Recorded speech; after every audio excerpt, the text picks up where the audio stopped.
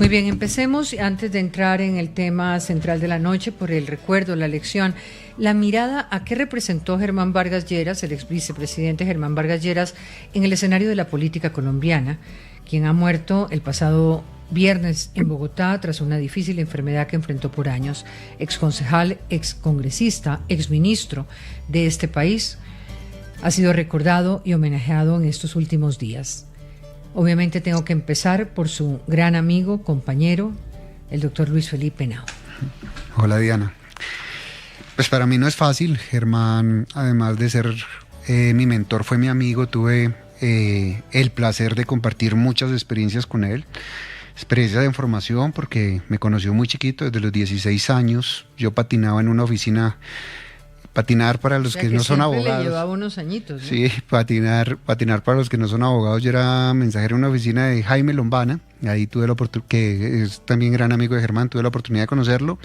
Y ahí como que me empezó a reclutar y empecé a trabajar ya formalmente de los 25 años. Era una persona que, como usted sabe, era amante del mar. ¿Usted se graduó a los 17 y empecé a trabajar con Jaime Lombana y a los... Como mensajero. Exacto. En esa oficina. En esa oficina. Y ahí en esa oficina llevaban los casos de Germán y ahí tuve la oportunidad de conocerlo, y no solamente en los espacios jurídicos, sino en los espacios personales con su gran amigo que era Jaime, en almuerzos, en comidas, en viajes. La verdad fue una relación que me llenó mucho y que me hará mucha falta porque era también el consejero. Yo a él le debo decisiones de vida.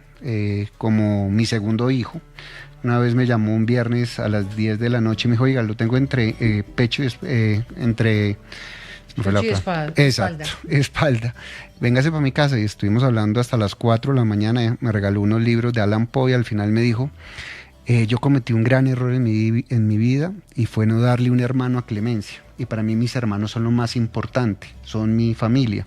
Usted no puede dejar a su hijo Felipe sin hermano. Y eso me sirvió mucho para tomar la decisión, porque uno se va perezando de tener mi segundo hijo, que fue Sebastián. Fue un gran amigo. Compartirlo. Me gustaría, porque además aquí hay perspectivas diferentes, Ángela María como exministra, usted, hablando un poco, porque la política obviamente ha cambiado y Germán Vargas hizo parte de una generación de políticos que no son los de hoy. ¿Cómo describiría usted lo que fue como político para este país?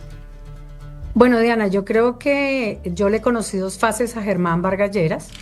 Una que tiene que ver también con la decisión política de impulsar muchas iniciativas de leyes que iban en la línea de proteger derechos humanos. Y eso también es parte de lo que él consideraba como tema esencial de su política, acompañando al entonces doctor Antonio Cancino, que lo invitaba a las sesiones del Colegio de Abogados Penalistas de Santa Fe, Bogotá y Cundinamarca, y a la comisión del Código Penal Tipo para Iberoamérica. Germán Lleras, entonces, a través de la función que cumplía en el seno de un gran político, era una persona que no solamente generaba aglutinamientos en la época en que yo lo conocí desde la orilla política, sino también tenía una gran credibilidad y manejaba una gran oratoria. Y esto significaba también que en el Congreso los proyectos de ley, como el proyecto contra la desaparición forzada, el proyecto de tierras, el proyecto de anticorrupción, significó un primer paso importante también con el apoyo de Germán Vargas Lleras, que también era parte de visitas asiduas al Instituto Colombiano de Derecho Procesal. Entonces yo lo veía como una mezcla entre la necesidad de ese gigante político que tenía en ese momento también sobre sus hombros muchas responsabilidades y muchas alianzas, y dos, obviamente esa persona que se preocupaba por la necesidad de implementar política pública de protección de derechos humanos. Yo creo que esa es la aproximación más real que tengo yo desde la década de los 90, 89, 90, con Germán Vargas Lleras, que además también era muy, muy asequible a discutir como ministro los proyectos que también se llevaban a través de estas iniciativas. Y finalmente, pues es una persona que se le ha conocido en un medio en donde él tuvo que afrontar muchísimos riesgos, muchísimas amenazas y concreciones de lesiones, de atentados, que supo soportar muy bien y que la resiliencia le permitió seguir queriendo trabajar por el país, y desde ese punto de vista pues llegó a donde llegó. Y yo creo que él también lo decía ahora, hace unos minutos en su programa, en la campaña de presidente le quedó faltando ese escalón de presidente de la República, y quizás hubiera hecho más por los derechos humanos en el país, pero pues lamentablemente se fue muy joven, a los 62 años. Desde la izquierda, doctora Ocampo. No, Germán fue un hombre muy importante en la política, un político más con poder real, con poder de influir en distintas partes, y creo que tenía una ventaja, y es de las personas que se da la licencia para decir lo que piensa de cualquier persona, de cualquier manera, y que en eso fue sincero. Yo creo que muchos de sus frases o locuciones fueron muy sinceras frente a las personas de la política colombiana. Creo que era como el último político del establecimiento que en verdad tenía como, digamos, condiciones de poder desarrollar poder en Colombia. Pasamos al duelo nacional que se da por cuenta de otra muerte, el dolorosísimo asesinato de un periodista de 25 años.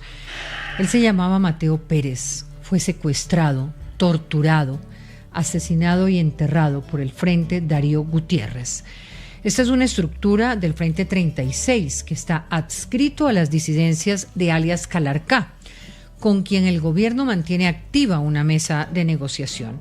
Mateo, fundador del periódico El Confidente de Yarumal, se desplazó hacia Briceño el pasado 4 de mayo para investigar y documentar los enfrentamientos entre actores armados y el fenómeno de desplazamiento en la región.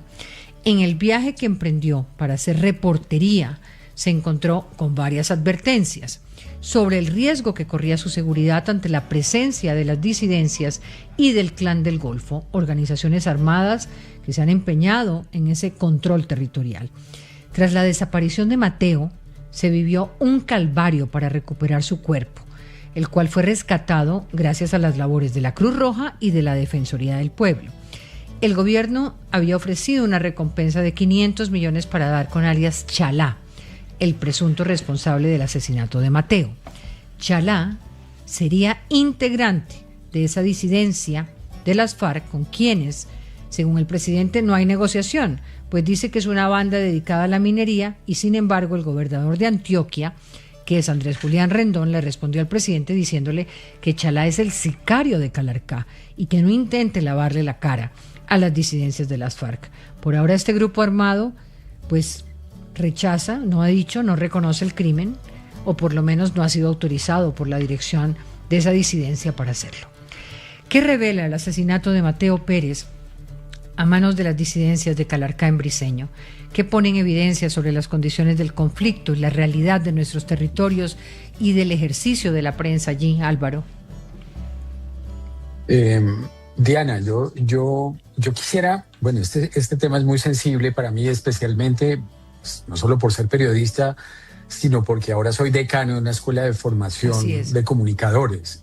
Entonces, pues quería contarte y contarles a los oyentes y a los compañeros de panel que hace unos días estuvo en Colombia Martin Baron, que fue el director del Boston Globe cuando se hizo la investigación del encubrimiento a los curas pederastas y que después dio origen a la película Spotlight, que ganó el premio Oscar. Y tuvimos la oportunidad de hablar con él. Bueno, él también estuvo dirigiendo el Washington Post cuando se hizo la venta, llegó Bezos y la confrontación con Trump, etcétera. Y tuve la oportunidad de sentarme con él, con un grupo de 200 estudiantes, la mayoría de primeros semestres. Y al final de esa charla, a mí me emocionó mucho ver el entusiasmo que despertó ese testimonio, como la inspiración, el camino que ellos veían de que a través del periodismo se podía hacer algo importante, etcétera. Hoy me pregunto qué estarán pensando esos jóvenes, y vamos a trabajar con ellos en esta semana en ese tema, después de la triste noticia del asesinato de este joven periodista en Colombia. A mí me golpea particularmente este tema. Yo te digo, y creo que esto no fue un error, no fue una cosa de descoordinación de asesinos como están queriéndolo hacer aparecer, es algo perfectamente calculado, un mensaje y que un busca seguro, impedir la información claro, en esos sitios. Un mensaje para la gente que le dice, ustedes vienen aquí a averiguar, miren lo que les pasa. Y un seguro porque probablemente ese periodista, a pesar de ser muy joven y estar empezando sus trabajos de reportería, sabía lo que estaba pasando allá y eso se quiere mantener en la sombra. Y me preocupa mucho que hoy en día el presidente de la República, con todo respeto, esté diciendo que el joven periodista más o menos entró a la zona de lucha por el oro ilegal y que más o menos pues ese era un riesgo que estaba corriendo porque estamos confirmando algo muy grave y es que el Estado no tiene soberanía en el territorio.